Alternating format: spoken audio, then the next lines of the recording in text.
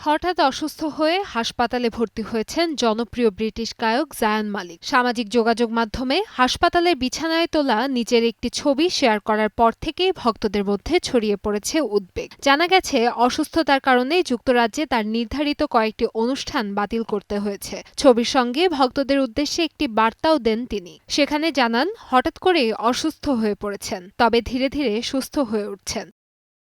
চলতি সপ্তাহে ভক্তদের সঙ্গে দেখা করতে না পারায় দুঃখ প্রকাশ করেছেন জায়ান। একই সঙ্গে ভক্তদের ভালোবাসা ও সমর্থনের জন্য কৃতজ্ঞতা জানান তিনি। লিখেছেন, ভক্তদের সমর্থন ছাড়া আজকের অবস্থানে পৌঁছানো সম্ভব হতো না। এছাড়া হাসপাতালে তার চিকিৎসায় যুক্ত চিকিৎসক, নার্স, কার্ডিওলজিস্ট ও সংশ্লিষ্ট সবাইকে ধন্যবাদ জানিয়েছেন তিনি। তবে ঠিক কী কারণে হাসপাতালে ভর্তি হয়েছেন সে বিষয়ে এখনও স্পষ্ট কিছু জানা যায়নি। কার্ডিওলজিস্ট শব্দটি উল্লেখ করায় অনেক ভক্ত হৃদযন্ত্রজনিত কোনো সমস্যার আশঙ্কা করছেন। তবে এ নিয়ে জায়ান বা তার টিম এখনও আনুষ্ঠানিকভাবে কিছু জানায়নি। ঘটনার পর সামাজিক যোগাযোগ মাধ্যমে ভক্তদের প্রতিক্রিয়া চোখে পড়ার মতো। অনেকেই তার দ্রুত সুস্থতা কামনা করছেন এবং আশা করছেন খুব শিগগিরই আবার মঞ্চে ফিরবেন তিনি। কান্তাময়ী স্নেহা, সময় সংবাদ, ঢাকা।